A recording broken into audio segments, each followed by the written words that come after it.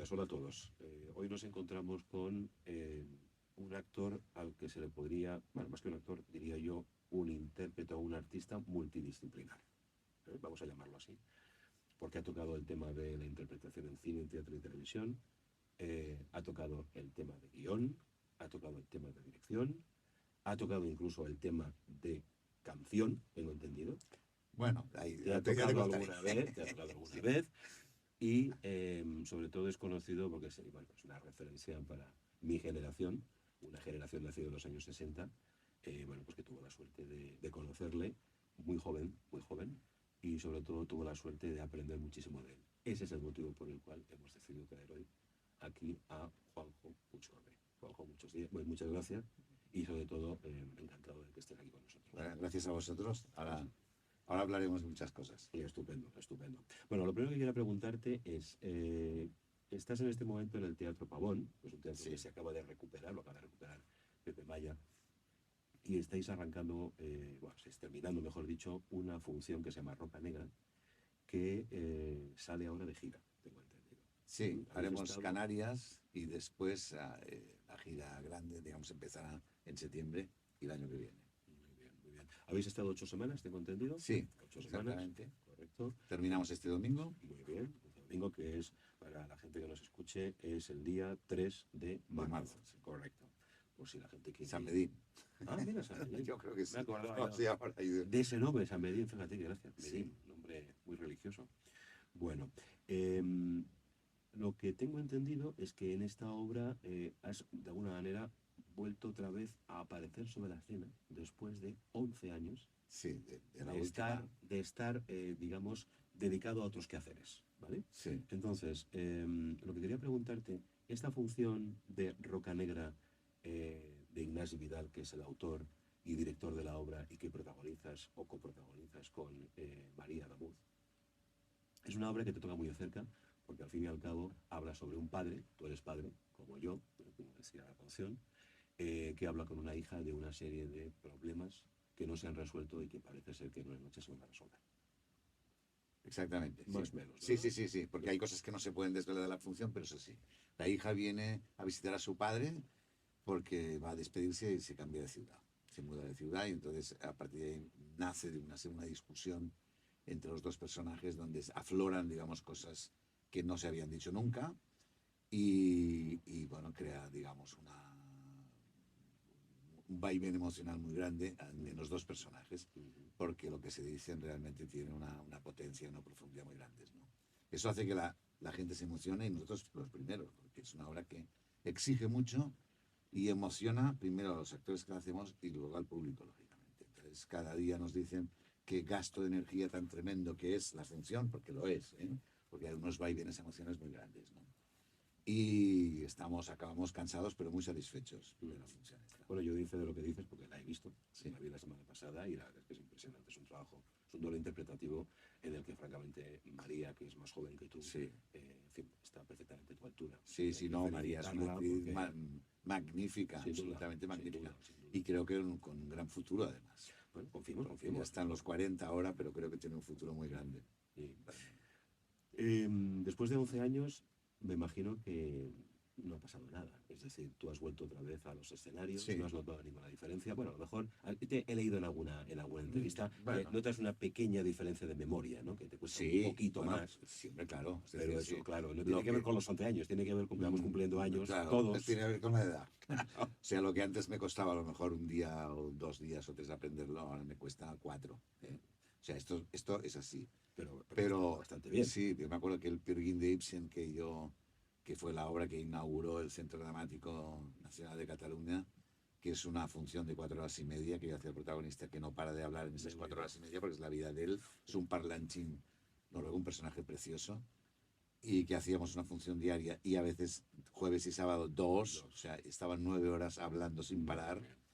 Es un libro entero y yo me lo aprendí en un mes. O sea, ahora me veo incapaz absolutamente de aprenderlo en un mes. Como mínimo necesitaría un mes y medio o 2. Y en esta función hablamos mucho también y María estaba muy nerviosa también como yo, que decir, bueno, es que solo teníamos un mes de ensayos que era diciembre con todas las fiestas en medio, con lo cual íbamos muy apurados. Pero llegamos bien, llegamos perfectamente al estreno, por la disciplina un poco de los dos Claro. que exigimos, acabamos de Bueno, luchar ella además viene por del eso. mundo del teatro musical, Sí, con lo cual sí, está sí. acostumbrada a trabajar duro. Sí, lo que pasa que el mundo, digamos, del teatro de texto, para entender, ella no había trabajado nunca y estaba muy nerviosa en ese sentido. Mm, Y después ha dicho, no, no, ha sido una experiencia fantástica. Y ella se estrena con esta función en el mundo del teatro de texto y lo ha hecho espectacularmente bien. sí, ¿Eh? sí, sin duda. Entonces, por eso digo que tiene mucho futuro en este campo, que en el de musical ya lo tiene, ya es una estrella del musical, pero en este ha empezado, vamos, en el top. Me alegro, me alegro. Vamos un poquito hacia atrás. Cuando hemos hablado del Crítico, que fue una función de Juan Mayorga, que estrenasteis en el Teatro Fígaro, con Pedro Sí, Ponce y con la dirección de Juan José Afonso, eh, ya llevabas un tiempo sin hacer teatro, ¿no? sí, llevaba bastantes Y fue años. una Sí. sorpresa encontrarte otra vez de nuevo en la cartelera, Claro, igual que es una sorpresa ahora también. De hecho, yo me sorprendí porque no lo sabía y dije, bueno, enseguida tengo que conseguir las entradas porque a mí este hombre siempre me ha parecido claro. un El un hecho de fuera. que lo hiciera y es porque me lo propusieron. Mm, Las dos veces son propuestas y las he aceptado. mm, No he tenido tantas propuestas de teatro, es lo que te quiero decir. mm, Curiosamente he tenido mucha más de cine, mucho más de televisión, mm. pero de teatro menos. Entonces también me sorprende mucho porque yo soy un hombre que he empezado en teatro Sí, y como director y como actor y me sorprendió mucho el hecho de que bueno, los teatros institucionales de alguna manera no me reclamaban la presencia, ¿no? Entonces esto es lo que ha pasado. sí. Entonces cuando José Afonso me dijo de hacer la función, enseguida le dije que sí. Y esta vez Ignasi igual. Me llamó Ignasi y dice, ¿quieres hacer esto? Y digo, sí, fantástico. Si hubiera tenido más propuestas, hubiera hecho más cosas. Seguramente, Eso es lo seguramente. que quiero decir. Y te hubiéramos podido disfrutar más. En cualquier caso, también te disfrutamos en la imagen. Quiero decir que no era una decisión personal, Sí. sino era una opción de la Bueno, yo creo sociedad. que eres de los pocos actores que realmente sigue apostando por el teatro. Sí, sí, sí, por Porque supuesto. realmente hoy en Sí, día sabes que los actores de teatro clásicos han ido dejando poco a poco la escena, se han ido acomodando a el cine y la televisión, porque sí. es una disciplina muy dura. Todos los días acudir a un Sí, sitio, aprenderte una obra, defenderla. bueno, es duro, pero a Claro. su vez tiene sus compensaciones. Pero ¿sabes qué pasa? Que también cada vez lo que sería televisión y cine, cada vez los productores quieren menos que los actores estén haciendo teatro, porque Mm, esto impide a veces rodajes ya, exteriores. Entonces esto es ya. difícil que un actor pueda compaginar las dos cosas. Me dices, bueno, los bolos son sábado y domingo. Bueno, sábado y domingo dentro de la misma población, ¿no? Del mismo país, pero muchas veces puedes estar rodando fuera, ¿no?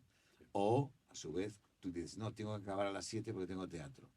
Y eso a los productores no les gusta nada, a los directores menos. Claro. Y sabes que en cine se trabaja un horario, Sí, sí, puede ser sí. noche, día, etc. Sí. Y esto hace también que mucha gente se lo piense mucho, porque es un año que tienes que dedicar al teatro sin poder compaginar con, digamos, papeles principales en el cine o la televisión, ¿no? Mm, Esto es lo que las series de televisión, en cambio, sí que han posibilitado el hecho de que se pueda compaginar las dos cosas. Si terminan, se ruedan por la mañana y uno puede trabajar por la tarde, ¿no?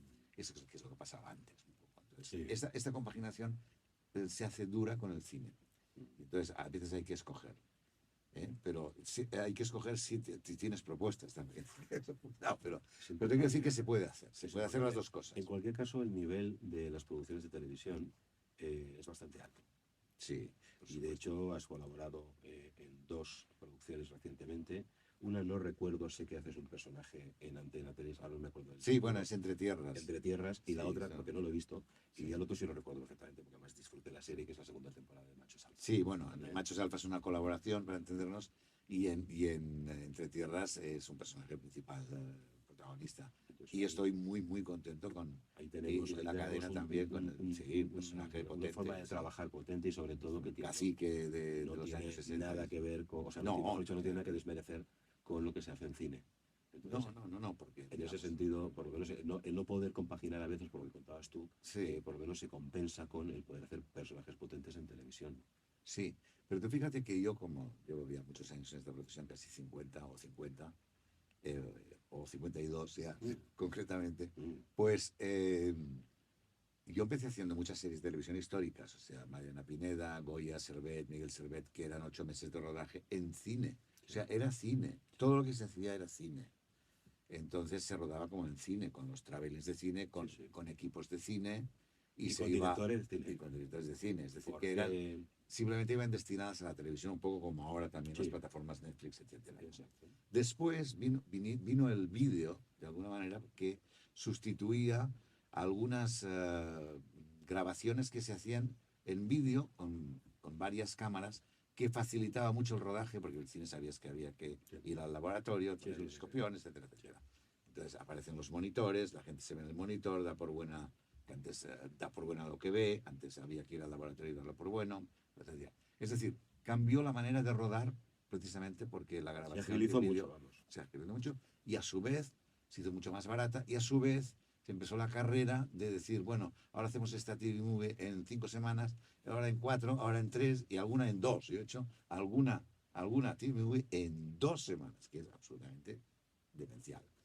Correr mucho a hacerlo. Esto también ha supuesto, digamos, una revolución dentro de lo que sería el patio de la producción cinematográfica en televisión o de grabación en televisión.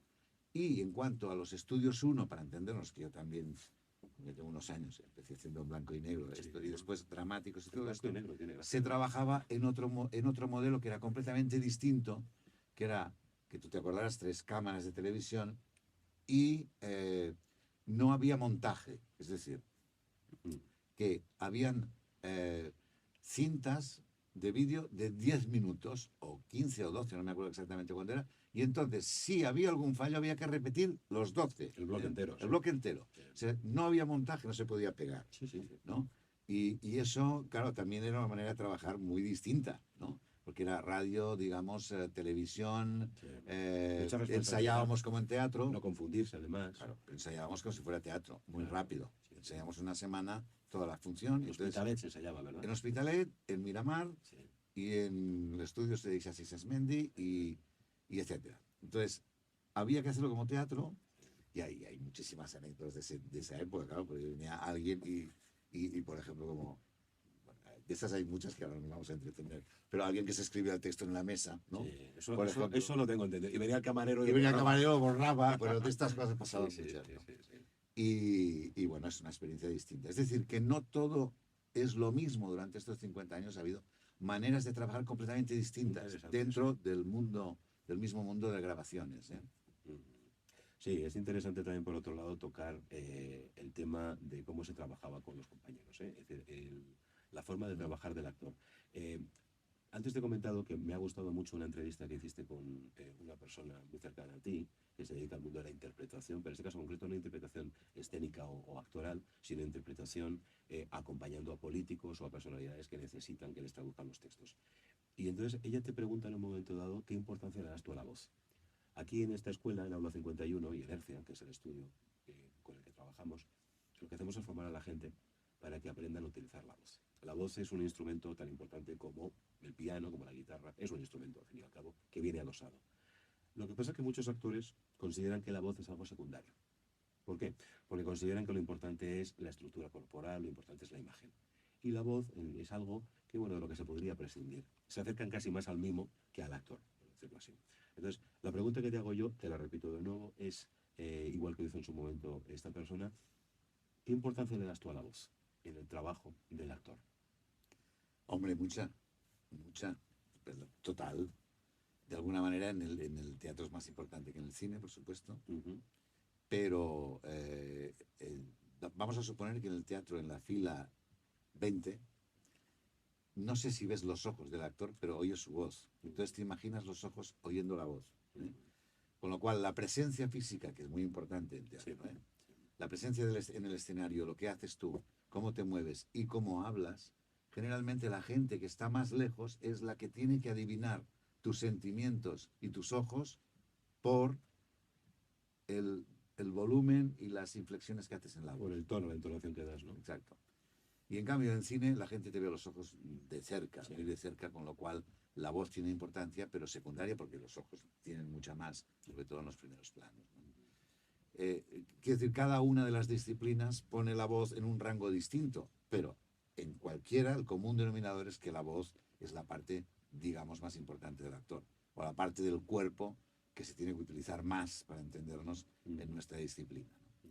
Entonces le comentaba a esta vecina que precisamente porque Lourdes. Lourdes, Ahora me sí. acabo de acordar el nombre. Lourdes, porque es amiga y vecina además, y me decía, bueno, los dos nos dedicamos a la interpretación, pero en sentidos distintos. Y entonces yo le decía, bueno, en teatro, por ejemplo, creo que hay tres maneras de enfocar las cosas, o en el cine, o en el actor en sí, que es cómo se hace un personaje. Pues para mi entender, primero hay tres versiones de la interpretación, que es la exacta y concreta, que sería interpretación en sí, que sería entender un texto, pero ya empieza desde la lectura.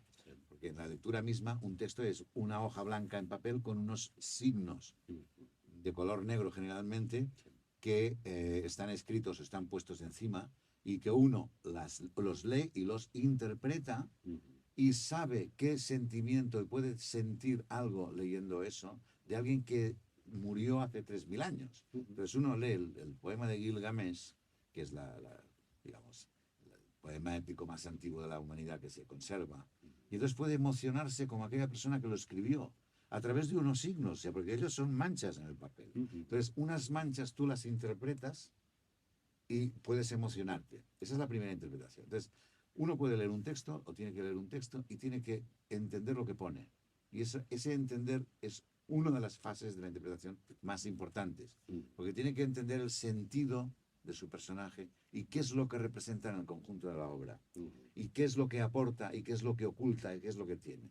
Esto que podría ser la dramaturgia o entender el texto, el trabajo de mesa, o como se quiera llamar, es, yo creo, la fase más importante. Saber qué es lo que tienes que hacer y qué es lo que tienes que representar en este mundo imaginario.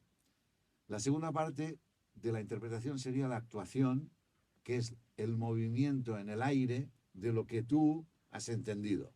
Cómo se mueve este personaje, qué hace, qué quiere, qué oculta, qué enseña, qué preocupación tiene, cómo se mueve, qué significado tiene mover las manos o no, qué significado tiene el físico, los silencios o las pausas en ese personaje. Esto sería la actuación, que es nuestro oficio concretamente, porque la interpretación sería un común denominador a muchos oficios.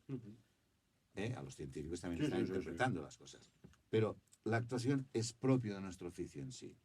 Entonces, cuando uno, vamos a suponer, cree que puede dominar la actuación de ese personaje, entonces queda la última fase, que se llama interpretación en otros idiomas, como en francés, como en inglés, que es jouer o play, que es también jugar.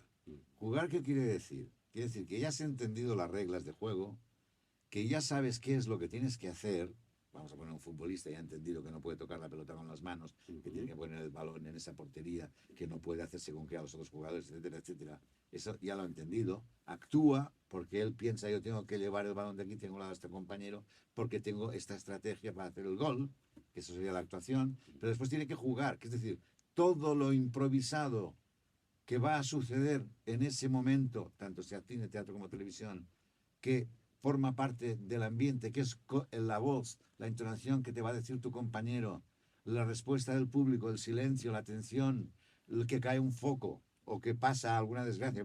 Saber jugar con eso, saber jugar con lo nuevo para incorporarlo dentro de lo que ya tenías, entre comillas, prefabricado. Esa parte del juego es súper importante, porque es lo que hace, complementa, digamos, la primera parte, que sería la técnica, y es lo que hace que la gente pueda conectar contigo. Es decir, que empatice contigo. ¿Sí? Exactamente. Quiero decir, en el teatro, por ejemplo, hay que procurar que siempre haya un estado de presente constante, cosa que es imposible. Pero sí que se puede conseguir en varios instantes que la gente esté viviendo el presente en sentido absoluto. Sí. Y para eso el actor o los actores tienen que estar viviendo el presente, aunque eso hayan prefabricado un camino que van a recorrer cada día. Tienen que procurar que el público y que ellos mismos sepan que esto está sucediendo aquí y ahora de una manera distinta al día anterior. Yo no soy aficionado a los toros, ni me gusta, ni entiendo, ni sé, pero sé que los aficionados, por ejemplo, van a ver una corrida o lo que sea, porque se pueden dar 2 o 3 instantes que valen la pena. Sí. Vale. Entonces, cuando nosotros decimos, por ejemplo, en teatro o en cine, que esos 2 o 3 instantes o 4 están. Cuando decimos, por ejemplo, que siempre lo decimos los actores, siempre, hoy ha salido ayer salió mejor que hoy o salió mejor que mañana. ¿Qué quiere decir esto? Quiere decir que siempre hay un nivel de, vamos a suponer, que has conseguido que hayan 3, 4, 5 instantes memorables dentro de la función. La buena función es que hoy, en lugar de 4 o 5, han habido 10. Han habido 10 momentos estupendos que se han dado. Esa es la buena función. La función estándar siempre tiene que tener esos momentos, si no, es una función fallida, no tiene. Simplemente alguien que asiste a un ensayo. O sea, ¿qué pieza hace que pase eso o no? Eso es difícil. Y lo hablamos con María también porque era nueva en este formato nuevo del teatro de texto, ¿no? Y a veces lo comentamos cada día, ¿no? Entonces, hay un momento en que tú puedes tener en la cabeza una especie de disociación que siempre está en el actor, porque el actor y el personaje no se confunden, aunque juegan a unirse y separarse, ¿no? Pero hay un momento en que puedes tener un fantasma dentro de la cabeza, que es el que te hace perder un poco el hilo. Es decir, si uno está pensando, voy a hacer la función para fulanito, menganito, está tan centrado en ese espectador o en esa cosa, ¿no?, que puede empezar a sentir miedo, vergüenza, aceptación, pensar el hecho malo, lo que va a pensar. O sea, distrae de la parte importante. Ahí te disocias y no se está haciendo el presente. Intento explicarlo de la mejor manera que puedo. En cambio, cuando uno, tímido o no, tiene una serie de gente en la oscuridad que le está escuchando, tiene que centrarse en algo muy sencillo, que es en ser privado en el público, ser el momento privado dentro de lo público, ¿sabes qué decir? Y eso solo se consigue agarrándose al compañero. Hay como una comunión con el público. Claro, entonces cuando tú de alguna manera te centras en el compañero, estás centrándote en el presente. Estás pensando, en este caso yo en María y ella en mí, porque somos como dos trapecistas que saben que nos vamos a coger las manos en el momento indicado.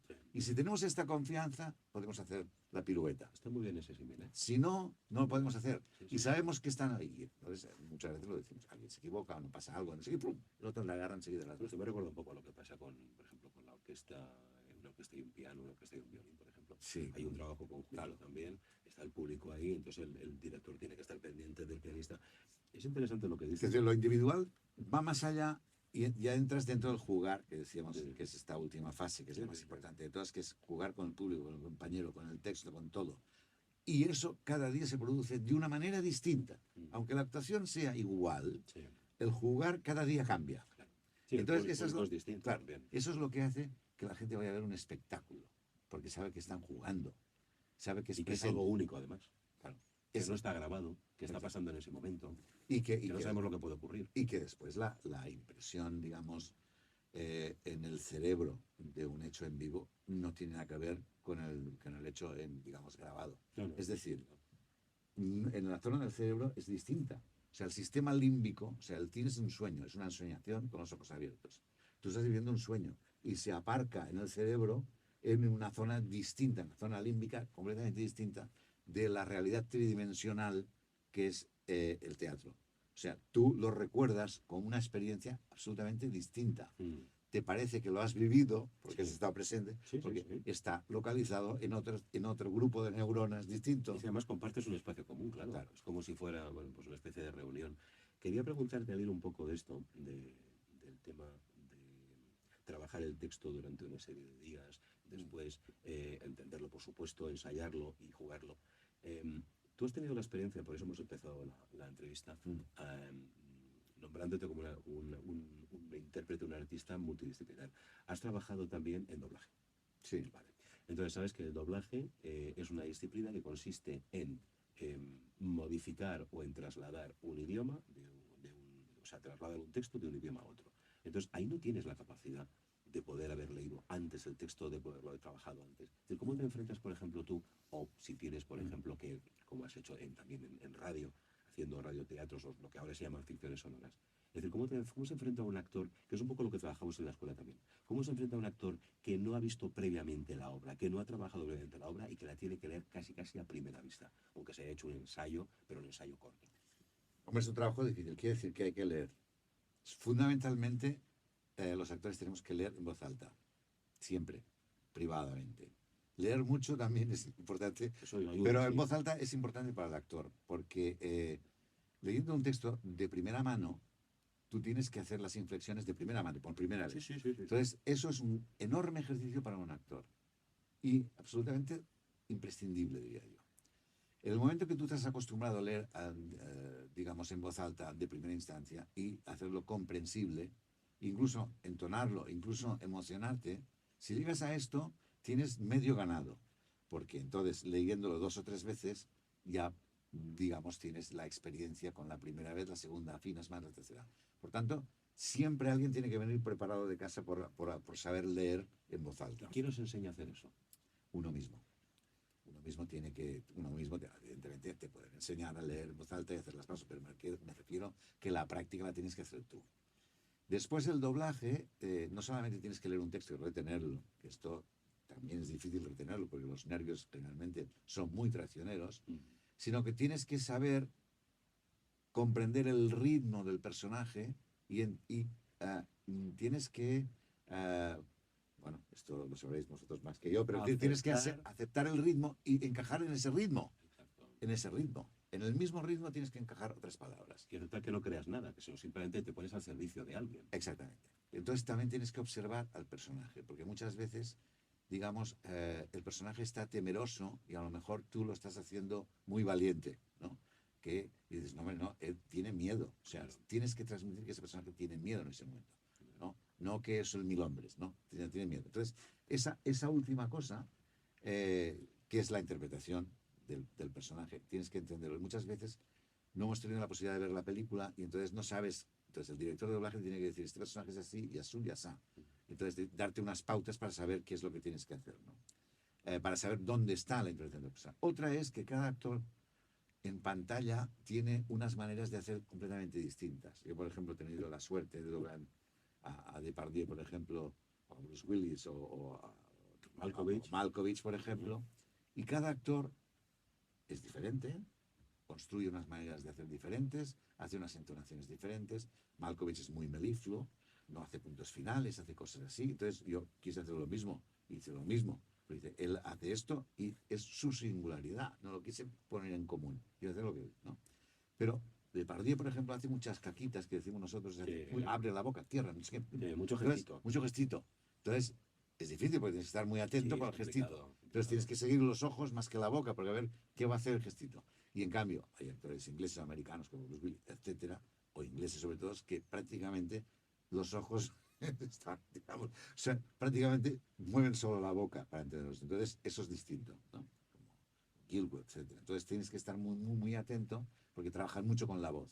Y en cambio, los gestos de la cara son prácticamente inexistentes. Y en esta disciplina hay gente que lo hace maravillosamente bien de toda la vida. Quiero preguntarte eso. ¿Cómo ves tú actualmente las nuevas generaciones, no de actores, sino de actores en relación con su voz? ¿Trabajan la voz? ¿Les interesa la voz? ¿Consideran que es importante? ¿Crees que en el medio en el que nos encontramos, los realizadores, tú que estás ahí, Sí. consideras que le da la importancia? No, que no le tiene? dan, no le dan. Ha habido una época que ya lo sabemos porque la gente, los espectadores lo dicen, a veces no se entiende bien lo que está diciendo en pantalla y qué dice, no se oye bien. También es cierto que hay a veces unas mezclas que no son correctas. Es decir, cuando uno, por ejemplo, en la versión dual puede ver el original y puede ver el doblaje, verá que las mezclas no son iguales. O sea, el soundtrack a veces está modificado y eso a veces es muy malo porque la música en unos decibelios determinados puede matar Sí. toda una serie de consonantes y vocales. Entonces muchas veces el actor no tiene la culpa, sino la mezcla. Sí, la mezcla, Entonces, ¿no? ¿por qué se hace una mezcla de esta manera y de la otra? Porque generalmente los buenos, me refiero, pues tienen una sala de mezclas enormemente buena, tienen un sonido perfecto y entonces lo oyen perfectamente bien allí. Pero cuando se ponen en un televisor, si es malo, entonces ya se mezcla todo, Sí, sí, y ya no se entiende nada. Es decir, y eso ha propiciado también, eso por un lado, es la parte técnica que va a disculpar una serie de actuaciones que a veces no se comprende bien lo que se dice, Pero también es cierto que en una época determinada, en un cine determinado,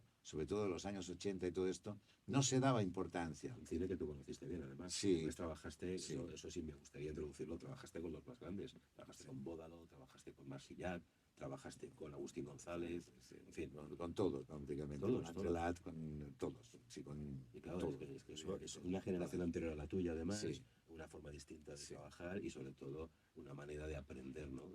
Sí, y además también con Landa y con Sacristán, Sí, etcétera, había una especie de, en esta época que podríamos ser los 90, 80, sí. 90, los 80 eran más un poco los nuestros, es decir, la gente joven que Mm, hacía cine de alguna manera, pero los 90 ya empezó la mezcla de las dos generaciones. ujú. Y te puedo decir que había una cosa que era muy simpática y muy agradable en aquella época, que era que todos conformábamos la misma profesión.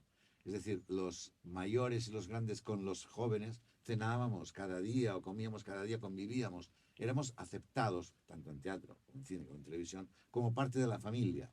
Y eso era muy bonito. Y sin, además, eh, sin ninguna Sí, sí. barrera, ¿sabes qué quiero Sin decir? competencia No, no, no, no, tampoco. no. Era algo realmente muy bonito.